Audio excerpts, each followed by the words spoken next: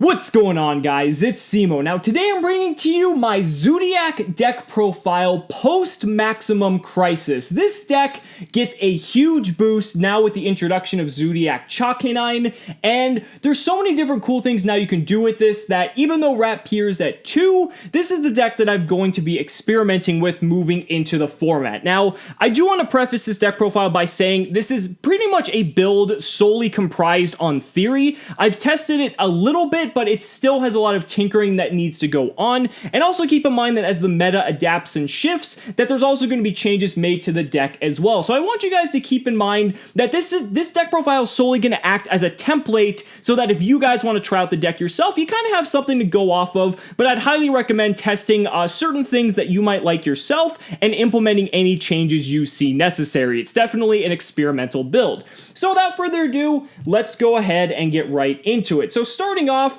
it should be no surprise that we're running the 2 copies of Zoodiac Rat here. I mean, this is pretty much like why the deck is still good, being able to reuse this card as much as possible. 3 copies of Zoodiac Whiptail. Whiptail is still absolutely phenomenal and definitely necessary at 3 for the extra damage, for the ability to banish certain cards. Going into this format, that's going to be bigger than ever, and I definitely feel that we definitely need to run 3 of this card. Then we have 2 copies of Zoodiac Thoroughblade. This is something that you could tinker around with as well. You might want to play 1 of this or maybe 3 of this. I'm liking 2 because especially in your Zoodiac mirror matches, you want to have the Thoroughblade as a necessary resource, not only to cycle through your Zoodiac cards, but also so you have the extra power that not a lot of the Zoodiac monsters boast. And being able to like Tiger Mortar back, 2 Thoroughblades under 1 monster gives you a 3200 beater with piercing. That's pretty strong, and the cycling effect is very important as well for digging through your deck and getting more cards that you would want to get to. Rounding off the Zoodiac lineup, we have 2 copies of Zoodiac Ram. So Ram is probably the newest introduction to the deck. I know towards the end of last format, a lot of people were kind of going towards Ram as well, just as a one-of, but now that we're moving into this format, Ram is more important than ever for a couple reasons. First off, being able to have 2000 defense on your Trident is huge because it means it still can't get run over by battle, and that's mainly what people were using it for pre-Maximum Crisis. But now it becomes much more relevant because not only do you want to have that, but you can also use Zoodiac Chalice to just totally abuse this card by being able to recycle it. Then you can pop it with Trident and then special summon another Zoodiac monster that can be used as Xyz material because Chalice prevents that, but it's also good as well because it prevents, certain traps from hitting your Trident, and that's especially important when you're looking at your True King matchup specifically, or rather your True Draco matchup, because if they try to destroy their trap cards,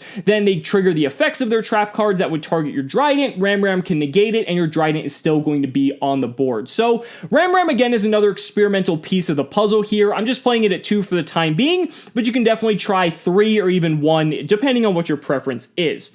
So that's it for the Zoodiac lineup here. We're just going to move that right out of the way. Now we go on to the supplemental cards, I suppose. So we pretty much have the Torrential Engine here. This is, nothing new. I'm just playing the Torrential Engine, no Predaplant Engine or anything like that. The Predaplant Engine is powerful, but the problem is it requires you to pitch a card, and it also wastes a normal summon, whether it be a Lone Fire Blossom or the Scorpio itself. Torrential is still, it's free, and, with all the cool things we can do with it, it's definitely still the engine that we're going to want to go with. Then moving on as well, this is something that a lot of you guys might have missed or might not have, depending on your preference, but we are going back to the Kaiju Engine. The Kaiju Engine is absolutely necessary because of the fact that Masterpiece, the True Draco Slaying King, is a card. That is a card that Zoodiac have a very difficult time outing, depending on the circumstances. More often than not, they're going to make it immune to monster as well as spell effects, and if you don't have trap cards to back yourself up, well, you're pretty much screwed. So we definitely need a way to out it, and as always, we can always just tribute the fuck over it, and then we don't have to worry about it. So we do want to play the kaijus in this build, at least in my opinion. Just having that out, it's also good too as well if you're trying to out any other problem monsters, because there really isn't a monster that exists in the current game that kaijus have difficulty outing. So that's just something that I definitely feel needs to be incorporated into Zoodiac builds moving forward, as long as Masterpiece remains in the meta, but it's going to be for a very long time. Now, moving on to the hand traps. Oh boy. So we have 3 copies of Ash Blossom and Joyous Spring. This is the new card that you're going to need 3 of if you want to play in this meta. Obviously, you know, you can play in this meta without it, but this card is absolutely fucking ridiculous. And the amount of cards that this card can stop is just absurd. I made a whole video on it. I mean, if that just goes to show that this is the best hand trap, you know, currently in the game. I know Max C's at 1 and Max C's arguably better, but this card is just absolutely ridiculous. I can't talk about it enough. It stops so many important cards, and it's really going to come in clutch when you really want it to.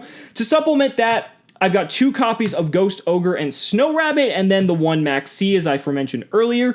So while Ash Blossom is a very good card, Ghost Ogre is interesting as well for a couple reasons. As long as Dragonic Diagram exists in this meta, Ghost Ogre is technically a better way to out a card like Dragonic Diagram, because while Ash Blossom will negate it as well as Ghost Ogre removes it from the board entirely, where Ash Blossom just kind of delays it by a turn. It gives you a turn to essentially remove it yourself, but Ghost Ogre essentially does that on its own, so you don't have to waste an extra resource doing so.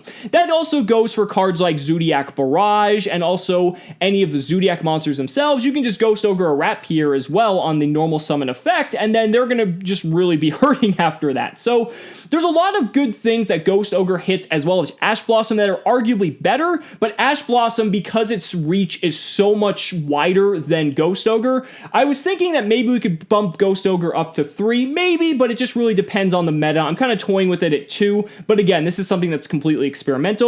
And Max C is the Max C. Now, going into a meta with true Dracos existing that don't really use any special summonings, this is questionable, but I still think with Zoodiac and Dinosaurs being the other 2/3 of the meta, and Zoodiac probably being the bigger portion of that pie, I think Max C is definitely still correct to be run inside the main deck. And then, last but not least, we have the Lunalight Black Sheep as well as the 2 copies of Fusion Substitute. I'm not playing 3 because I want to still have a consistent deck, but 2 is actually really good for reasons I'll discuss a little bit later on. So that's it for the monsters. Moving on to the spells. 3 copies of Zoodiac Barrage. This is, I mean, pretty obvious. This is still like the most busted card in this deck and why you would still play this deck. 3 copies of Tenki because we're attempting to get to our copy of Rapier as quickly as possible. 2 copies of Interrupted Kaiju Slumber. This goes in tandem with our 4 Kaijus we're already running. The really cool thing about Kaiju Slumber is that we actually are still able to do the 2-card Kaiju Slumber OTK as long as we are able to Fusion Substitute combo, and that's something that I'll probably highlight maybe in a separate video or something like that, but it is still capable, achievable rather, to do the 2-card Interrupted Kaiju Slumber and Rapier OTK. I think that's really cool, and as long as we run Gaga Samurai in the extra deck, which in my case we are. Now for the last 2 cards in the spell lineup, I'm running 2 copies of Forbidden Chalice. The reason for this is because Forbidden Chalice is kind of an all-around very solid card. It hits Dinosaurs, which there's not a lot of really good cards against Dinosaurs, but being able to hit an Oviraptor or an Ultimate Conductor Tyranno or anything else like that is extremely powerful. It's also good against Zoodiac Trident as well if you're a Zoodiac matchup or any card in that matchup in general. And then you also have your True King matchup, which arguably it's really good against as well, as long as Masterpiece isn't immune to spells, which can happen sometimes, but you can also just negate the effect of something like Dynamite Knuckle or something like that as well. So that's going to wrap up the spell lineup here. Then we're going to get right on to the traps. Now, the traps should be fairly straightforward. 3 copies of Solemn Strike and then the 1 Warning. Again, this is like nothing new. I mean, we've been playing this lineup basically since Zoodiacs have existed in the meta. Warning is also especially good because you can negate Masterpiece's summon, so that's something important to note as well. And Strike is just all around just good utility. I mean, there's really nothing else you can really argue about it. We're playing the 1 copy of Imperial Order because in the correct game state, especially going up against certain decks like Dinosaurs or True Kings or hell, even the Mirror Match, this card can just be a blowout because if you can stop something like Diagram or all their other spells from activating, or if you can stop Barrage or Tenki and you're already established, they're going to be so far behind. And then plus you have the ability to shut this card off with your own copy of Zoodiac Trident, which not a lot of decks have a very easily built-in out to out their own Imperial Order and turn their spells back on. So that's something to also keep in mind as well. And the last card I'm toying around with is Torrential Tribute. I think this card can be an absolute blowout, especially if they make their Masterpiece not immune to traps. Going against your Zoodiac matchup, they're going to overcommit at times, and you can just Torrential and wipe the entire board. Ram does not stop this. And Dinosaurs overcommit as well because they summon a ton of monsters. If they're under Miscellaneous Saurus, I know that's a different story, but if they're not, then this card is just going to wipe the board, and you're just going to be in for a good time. So that wraps up the entire deck so far. Now we're going to dive into the extra deck here. Starting off with the 1 copy of Norden, we're playing Fusion Substitute combo, so this is nothing new. 1 copy of Borbo. Borbo is pretty much like the starter Xyz like it always has been, so that's not really anything new. We're only playing the 1 copy because we have to make room for other cards. 2 copies of Broad Bowl because it's pretty much the best one outside of Drident, being able to search, your Lunalight combo and everything like that. 2 copies of Zoodiac Chalk Canine. This card is just absolutely incredible, especially in tandem with cards like Ram. I love that you have the ability to actually get 2 copies of Zoodiac Drident online in a single turn thanks to this card. There's so many cool combos that this card enables that I absolutely love it. Definitely something that, I probably wouldn't push it to 3. I feel like 2 is the correct number. 2 copies of Zoodiac Tiger Mortar. This is questionable as well. You can make this into a Hammer Kong because I'm currently not playing Hammer Kong in this build, but I really like the ability to recur the monsters from the graveyard. Most of the times, Tiger Mortar is just going to act as another filler Xyz anyway, but when you want to be able to rotate something underneath another Xyz, I really like having the 2nd copy of Tiger Mortar over the 1 copy of Hammer Kong. But again, that might change as the format evolves. We'll just have to see. And rounding out our Zoodiac lineup is 2 copies of Zoodiac Trident. Again, you could push this up to 3 if you really want, but again, the extra deck space is so tight that it's really hard to do that. So that's it for the Zoodiac monsters. And then to wrap things up, 2 copies of Daigusto Emerald. This is nothing new. You're still doing all your loopy combos and stuff, so that's all nice and good. 1 copy of Gagaga Samurai for the OTK with the Kaiju Slumber. Again, I would only play this if I have the ability to do the OTK. You could swap this out for any other rank 4 of choice, but I think because the OTK is achievable, and because this deck does have sometimes issues dishing out enough damage to kill our opponent, Gagaga Samurai is a very good rank 4 to go to. And then wrapping up, our rank 3s are Invoker and Totem Bird. So Totem Bird is another, I would say, interchangeable Xyz monster.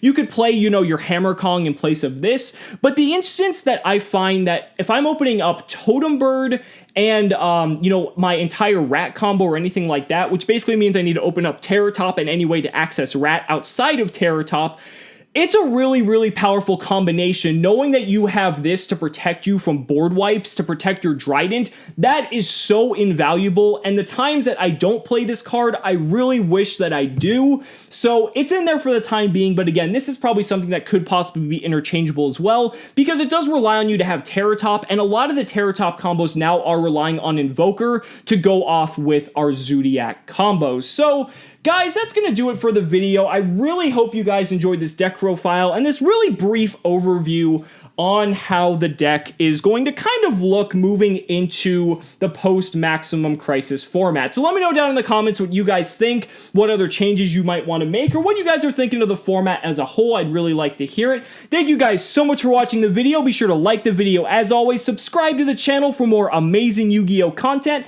and also be sure to back me on Patreon. So thanks so much again, and we'll see you next time.